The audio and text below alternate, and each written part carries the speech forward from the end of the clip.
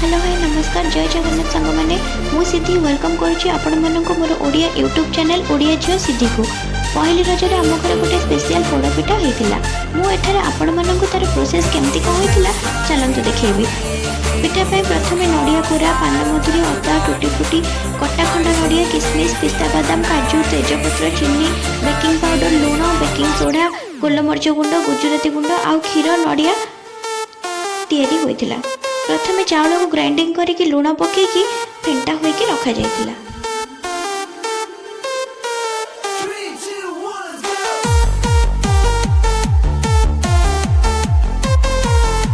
आ गोटे पट पैन में क्षीर फुटा होइतिला आर पट पैन में घी गरम करके सेतिरे काजू किशमिश पिस्ता नड़िया सबको भाजिकी काढ़ी दिया जाइतिला।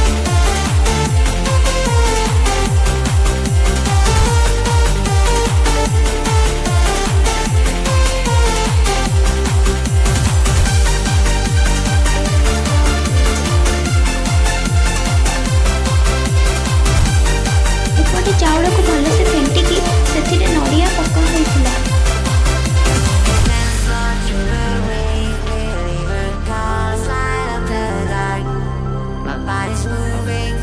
क्षीर को फुटेकी से चीनी तेजपत्र गुजराती गुंड देकी फुटिबा को छाड़ी दिया गला।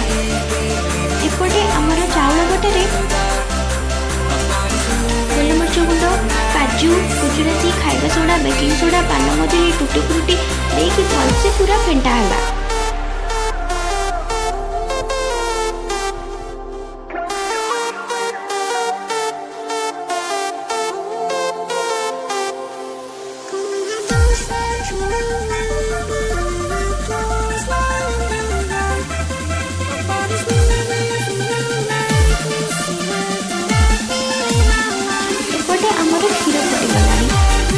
चाउल बटा को भल से मिसाइबा और गोलाइबा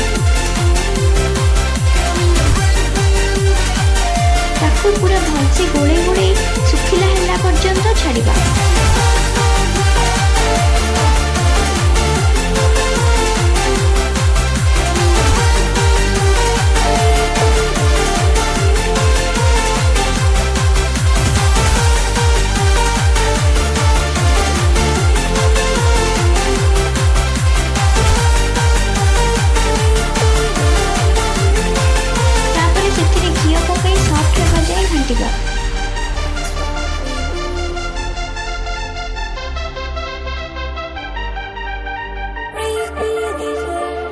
देन गोटे जगार टिके घी पकईकि से जंतनी को काढ़ी पूरा भल से चकटिबा जेमिति सेथिरे बिंडा न रुहे।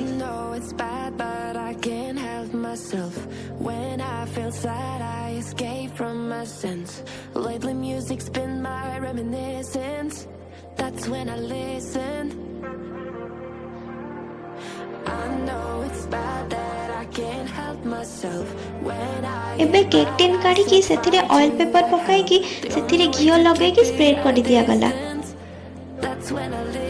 सेथिरे एबे जंतणी को रखिकी भल भाबरे सेट करा गला।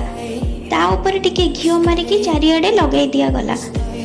एबे ता ऊपर काजू किशमिश पिस्ता नड़िया आ टूटी फ्रूटी के पूरा भल से सजाई दिया गला और माइक्रोवेव रे रखी पिठा बनाइबा पई छाड़ी दिया गला।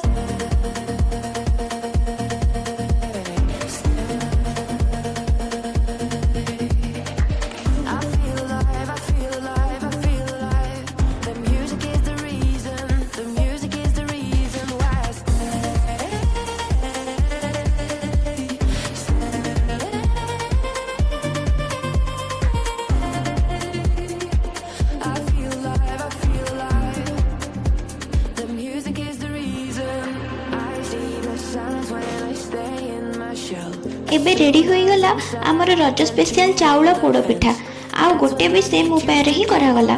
देखंतु आमर पोड़पिठाटी केते सुंदर देखाउची।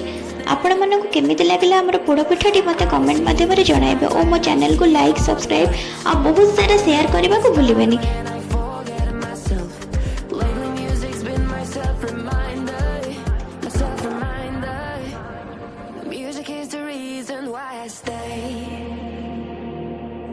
रहुछि नमस्कार जय जगन्नाथ बाय बाय।